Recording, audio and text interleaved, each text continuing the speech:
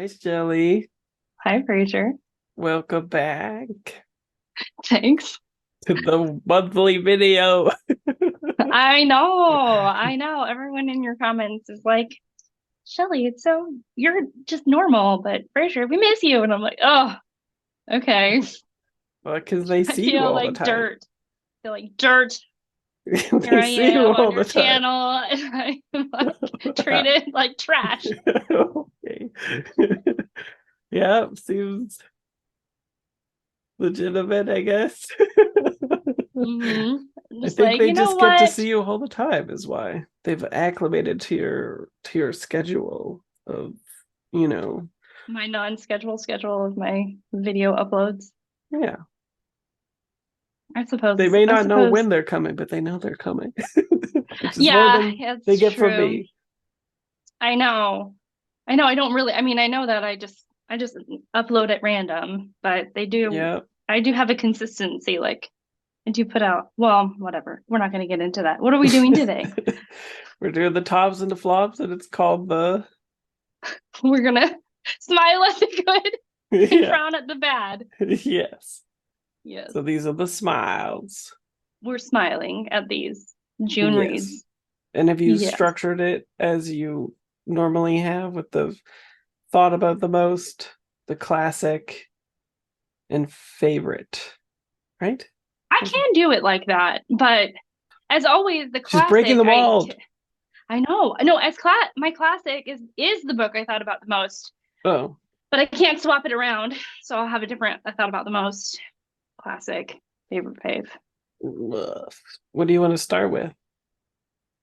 I don't know. Do you have a format? Um, I can do the same thing, except that I don't know. It's rough Modern because classic? yeah, exactly. The classics, like I mean, I ain't reading no ancient books these days. I know. You're waiting for Emily Wilson's translation of the Iliad, and then you'll read Yes, both the Iliad and the Odyssey. I know. and it will I've be a heard this. triumph. It'll be a triumph. But yeah, I have Meanwhile, I just have to suffer as I wait for you to read these books. Can't yeah. give you my tea on them. Who are the ancients at? I don't know. The So ancients is where it's at, brother. should we What? start with favorite Oh, or one we favorite thought about fave? the most? We can do the one we thought about the most. Okay, okay. Okay, go ahead. Go ahead. For me, it was White Ivy by Susie Yang. I really Okay. enjoyed this book. I I've never even think heard of it. I saw this on Marcy's books, I think, which she is hit or miss for me. Okay. Marcy, one of those. Anyway, she described it as like for people who were kind of like into Donna Tartt, and I was like, hello. And this was Oh, like a year and a half ago, 2 years ago or something. But I finally got to it. It is about Ivy, who is growing up um, in an immigrant family, like first hmm generation in America, and they are very like sort of quintessentially into stereotypical immigrant family things. Like they hold hmm like status living as like the biggest thing that you could achieve in America. Like America Dream is like, rags to riches, but literally we need the riches. Oh, right, right. um and the reality of the situation, of course, is not how it is playing out, but she still has that mentality when she's growing up. So she's very like an unlikable protagonist that you can understand very well as characterized by the author. So I really like that. So I think that's where the Donna Tartness comes in, kind of like these characters that are objectively not good people, but are very interesting to follow Right. nonetheless. Yeah. And so she'll like even in terms of like her losing her virginity, she wants it to be like somebody who's kind of like a status symbol, somebody that she's like very interested in, but it ends Hmm. up being like a transactional experience for her that kind of like impacts her future. And we slowly see how like her, I don't know, indelible marks of how she was raised from her family get transplanted onto her, and she like the trauma cycle continues with her probably as well Oh. throughout it. But it's from her being quite young all the way to like an older age where she's um not that old, like probably like mid 30s or something like that. But Hmm. there's like a real trajectory because it is, of course, centered around her mother really wanting her to get married and kind of have Uh-oh. that, you know, transition the family into like both being accepted by the culture, but have like a generational wealth accumulation and yeah, just like have the glow up dream basically. But she's so yeah, like mired in these like pretenses of what she thinks is good and important and status that she's constantly like unhappy but unable to negotiate her unhappiness because she keeps projecting what she thinks is important onto herself but then failing at her own like goals at these things, and it just is like a constant cycle, and it starts repeating too with her younger brother as well. But Oh. then as you learn more about the actual story of her parents moving and why they moved and what happened, it yeah, it just gets like a lot more nuanced and a lot more interesting. It's definitely like a slow burn story. It's Mm. very I would say like understated, but I think very clever at showing like the sort of hypocrisy of the American dream, which has been done to death, but just felt sort of like, yeah, fresh and like revitalized in this version. Even as, yeah, Hmm. like she's terrible. You wouldn't want to be her friend. You wouldn't want to be probably even around her.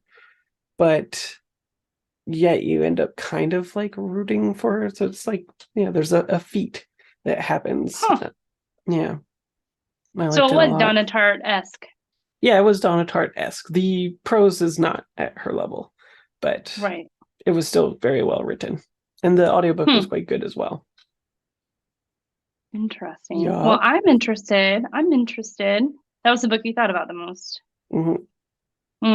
Mine was The Wonder by Emma Donoghue, which I really enjoyed. It's this kind of a short-ish. Yeah, it's less than 300 pages It's in interesting this. that it's all about spoons. It is all about spoons. Yeah. Um, so basically it's told through the perspective of this English nurse going to the home of an Irish family, and she's supposed to the young girl is like she's 11 and she hasn't eaten for months, and so she's there to observe. They put like a party together, and they want to know, is she actually this divine thing, or is she eating somehow. And so there's this question, and the nurse is incredibly skeptical. And so you're kind of, as a reader, because the nurse is the way that she is, you're kind of like, she's doing everything. She's like checking the walls to see if there's anything edible because the walls are made out of material. I mean, it's set in like the 1800s, I believe. And So so it's like, she's, the wonder is that she's able to survive and live without ostensibly eating anything much. right. So is she a wonder or is she not? So it's And kind of so like those priests that confirm miracles or whatever happening. yeah. But like as it unfolds, it all does come together in this really like interesting and satisfying way. I mean, and I think because at one point I'm like, is she like, is she a divine a divine being? Because I mean, and then the nurse starts to question herself, and I mean, and so it was really good, and it was, even when you kind of read about where she got the inspiration from the story, it's from true accounts of young women, typically in Ireland, who were known to have sort of gone these long periods without food. And there was this question of whether they were divine beings. But she had her own good twist on the whole thing.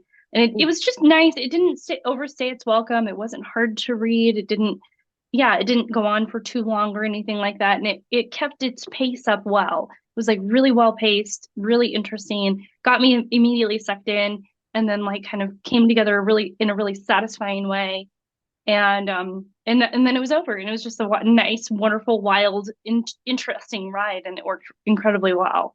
So yeah, this was great. It was great. And was she an angel? Inquiring minds want to know. I can't tell you. You have to read. Just whisper it. Read. Just mouth it. I can lip read. Okay. All right.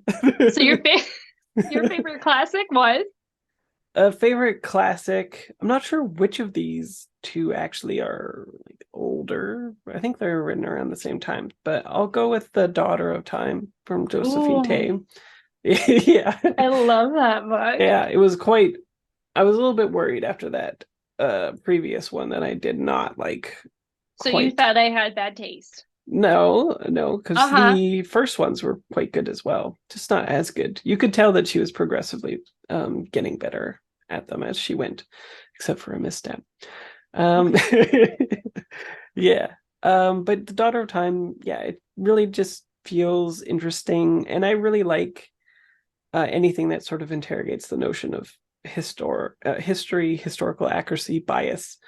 And the idea of history being a narrative that somebody has crafted and becomes accepted by like everybody else. And I really liked too how there's a part in it where somebody like uncovers this information that like he thinks would be like earth shattering, and like nobody knows this, and it will shake the foundations, and then later on he's just like, it turns out people know this. Yeah, or they did know this, and then it was sort of like, I've only uncovered it again, but it's still worth saying it again, right? Because obviously the truth has not permeated the culture as much as people would have liked.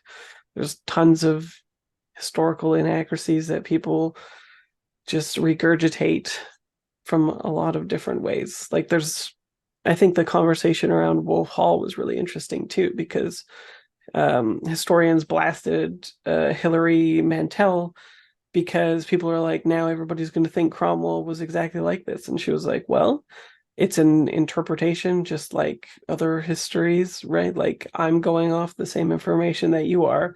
I've just chosen to believe these things, and I'm writing fiction. Right? Like, I don't purport for it to be 100% accurate. No, right. Absolutely. But yeah, and also, well, I love the Wolf Hall series. They're like some of my favorite books of all time, truly. Mm-hmm. So like, but also with that, there was, because you're in his mind, people tell him, you have the face of a killer. You look like you could kill someone. So I mean, she's writing in the fact that people's perceptions of him or what he's projecting isn't exactly what's inside in his own internal monologue. Yeah. So I thought, I mean, in a way, she kind of wrote herself out of those critiques because he was this sort of sympathetic. You end up buying into his struggle. I think as a reader, you end up buying into his struggle, but you also understand that like that's not what he projected. Yeah. What he projected was sort of manipulative, and he was. And I mean, at least even in Mantel's books, he was manipulative and cruel, and yeah. And similarly, in this like deep dive that the Grant has on this, he uncovers information that is constantly incorrect.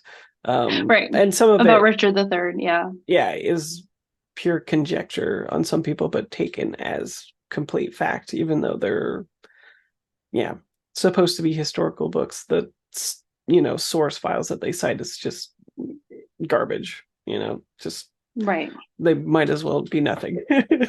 Right. And then just it's interesting to show how history has decided to remember both Richard III as well as other kings. Like, he at the end contrasts his reign and who he was and what he did to other ones that were even like in some ways even more barbaric, but remembered as like glowing great usherings of amazing times and stuff when he was like just a complete freak, basically. Yeah, so Yeah. just in general, it's just more interesting than like a general whodunit and like a normal Oh, setup, right. because my brain hasn't been, trained to be like completely solve this puzzle right away, right? Like Right. I was able to just consume it and come to my own conclusions and enjoy it rather than just springboarding right into like that guy's the killer. Yeah. So Right, right. And also what was interesting is that when I read it with somebody who I read it with Mark at Book 10 with Elvis, and he knew more about the Plantagenets and Richard III. And he even knew kind of the alternate narrative. Like he knew both narratives of Richard III, but even he said the way that it sort of unfolded in the novel made it really interesting. It was like really fascinating. Like, oh, are you going to go there? Or are you going to go somewhere else? And so she keeps a like a thread of engagement that's just really, I thought, really interesting. I thought it was really great. It was like yeah, great writing, and it's not too long, and yeah. And I it was think really good.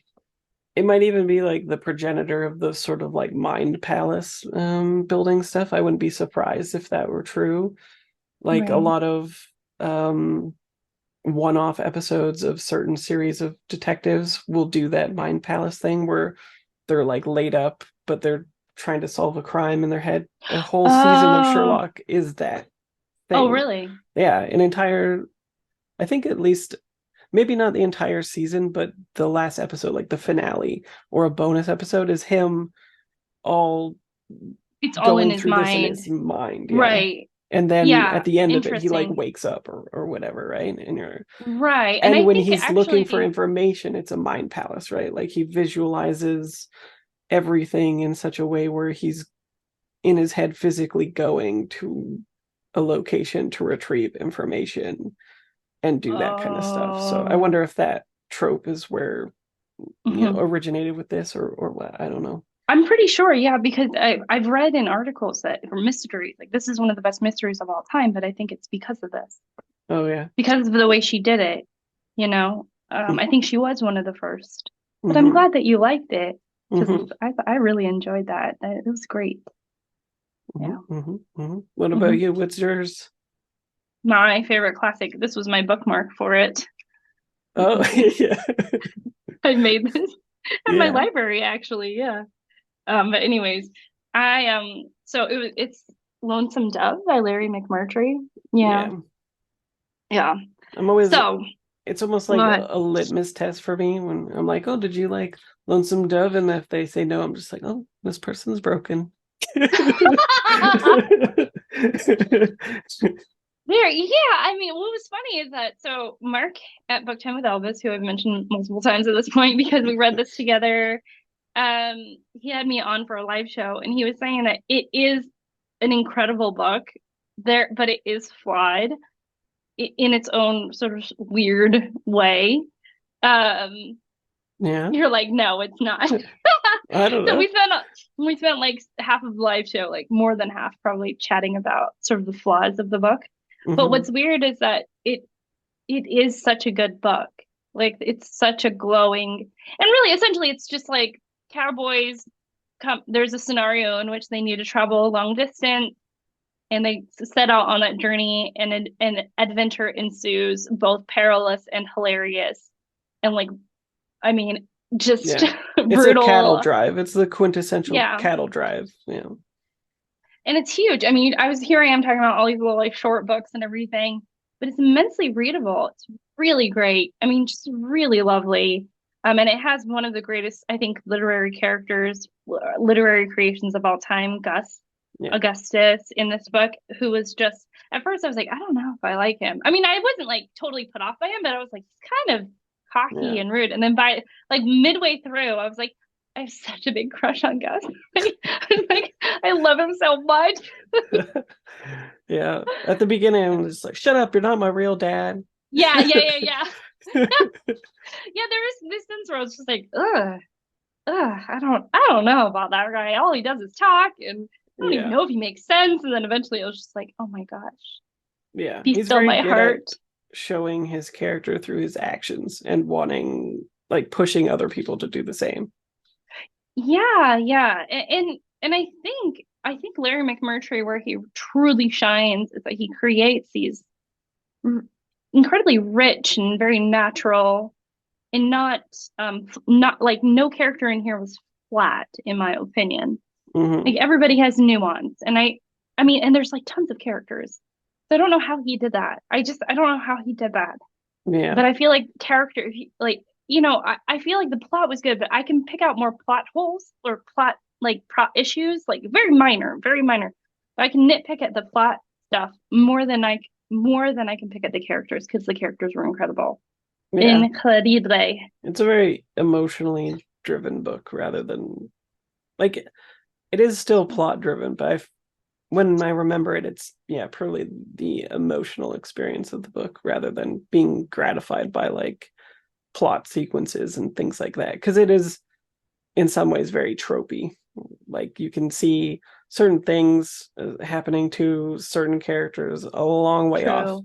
and they happen. But yeah, it's just one of those books where it succeeds at doing the thing that it sets out to do. And yeah, sometimes it's fine reading Mastering it. something that is just a trope, Mm. tropiness. It's why there are tropes. It's because they, when done well, there's payoff. So good. Right. Mhm. Like plot wise, I would say like The Luminaries by Eleanor Catton. Brilliant. I mean, just brilliant plot wise. I mean, that book is like slow clap. Just I Yeah. don't know how she did it. But like this, it's like the plot is good, but the best thing about it is the emotions that you feel for all of the characters and some of the pets on the trail. And I mean, one of my favorite characters was Night Bitch, and I was just like, I love that horse. I love it so much. And I'm not even a horse girl, and here I am like gushing about a horse. Oh So yeah. Were yeah. you one of the people that read Lord of the Rings and got really attached to Bill the donkey or the horse or whatever? No, no, not Yeah. really. I Yeah, mean, I I'm kind always of my surprised favorite when people are character. like that. Like there was that outcry, they're like, I can't believe Bill wasn't in the movie. And I'm like, who's Bill? And they're like, a horse. I'm just like, yeah, I don't No, remember my that. my favorite character is everyone's favorite character. Yeah. Sam, of course. Guess it is.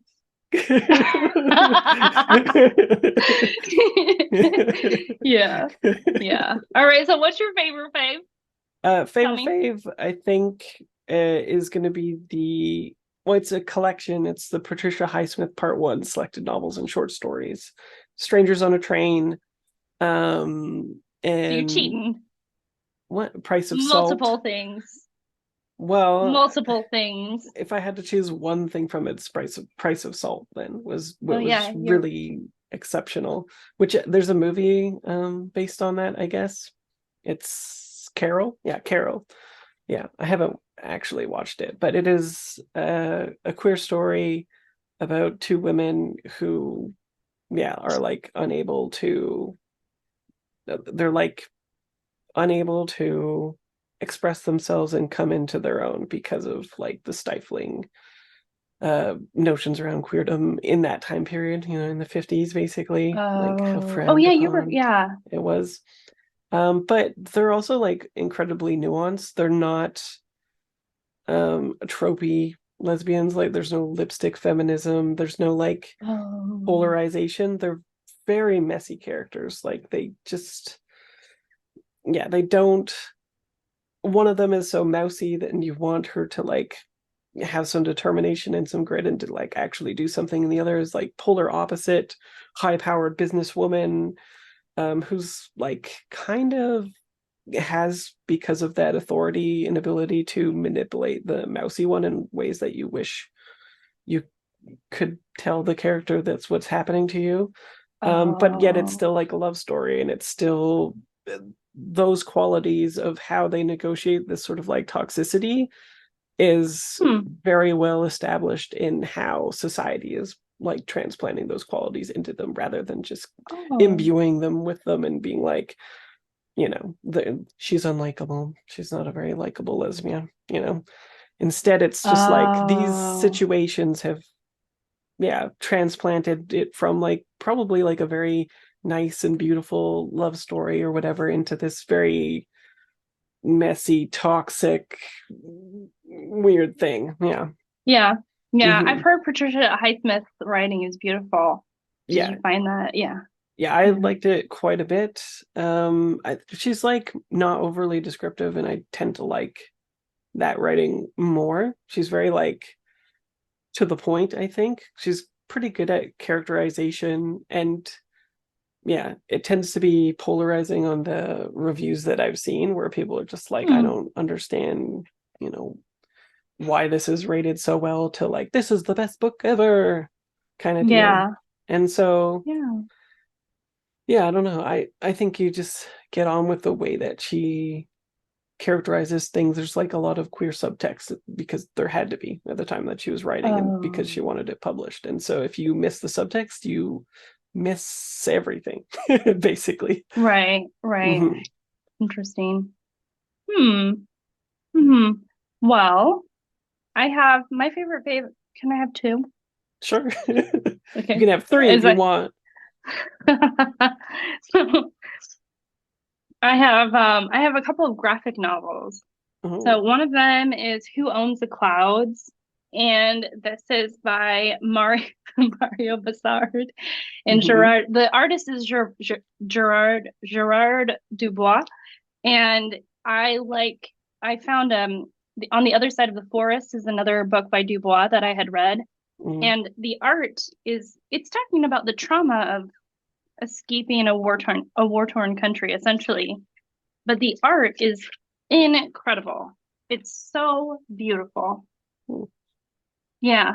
And it's simple, but it's extremely effective. And so it is I don't know, I'm trying to find like something else that was sort of here. So good. It's so pretty. Hmm. Um, and it has a very vintage feel to it. So I'll show you one more and then I'll stop because I'm sure there's, but it's just impeccable. It's just impeccable. And I had read about this particular book because I follow Dubois' career, the illustrator's career, with some interest. And so I knew about this book, and then I saw that my library had it, and I was so thrilled because, it's just not a little story. And so I didn't know if I wanted to pay, the $20 that it costs to get this. So I was just so glad to have gotten this in my hands, and it's just beautiful. One of those books that makes my heart double beat and makes me like glad to be alive kind of thing. And then the other one is The Postman from Space. Oh, that looks cute. And it's so cute. It's so cute. And this is by Guillaume Perrault, and it's translated by Francois Boy. And it's just like about a guy who's taking a different routine. And it's funny. It was funny. It was so funny. I just found this on the shelf and I was like, that looks so cute. So I just sat down and sort of read it, in one fell swoop. It's almost like a more grown-up version of a picture book because it's a little bit longer than a traditional like 26-page picture book. But it was really funny. Like something about it was just funny. It just had a great sense of humor to it. And the illustrations were adorable and it had great color palette. I don't know, it was so great and so great to stumble upon. So I've been checking out my graphic novel collection that my library has for younger students, not for adults. And I've been really enjoying sort of digging through what they have, and I don't know, it's just been really pleasurable about that. So yeah, That was favorite page. more successful than my manga thing. Well, I also The didn't best follow of any kind of manga. list. Blah. Yeah, I mean, it's what I've been doing is I just go physically to the library and then I like actually look through the shelves to see what kind of art is jumping out at me, and that's been very useful, helpful. Clever girl. Oh yes, going to a library in person. So clever. Well, going through the things and seeing if you'll enjoy them first, probably or not. Yeah. Well, I think you're a graphic novel reader more so than I am, and the art Yeah. is so important. Yeah, my library doesn't is it's very good at being in the network and able to get a lot more graphic novels than I would expect, but I can't like go through them at my branch, which is very tiny. It was very tiny. Oh, yeah. I wish. I know. Otherwise, I just would have never. I just would have never like. I don't know. I just would have never found these out. So, Canadian artist, No wonder and it's cool. I know. And yeah, Quebec, another Canadian artist, both Canadian. So less cool, yeah. but cool. Yeah. Cool. But, well, we were smiling at the good. Yep. Yeah. It was great. Yeah. Thanks for coming back. Yeah, thanks for having me. Keeping me semi-consistent with my content, one per month. Maybe if that's more what works for you, if that's what works for you, yeah, I can. Well, I'll gently encourage you off camera. I'll have a video idea for you, so that nobody in the comments are pressuring you. So, okay. Good. I don't want no pressure. Okay. See you later. Bye.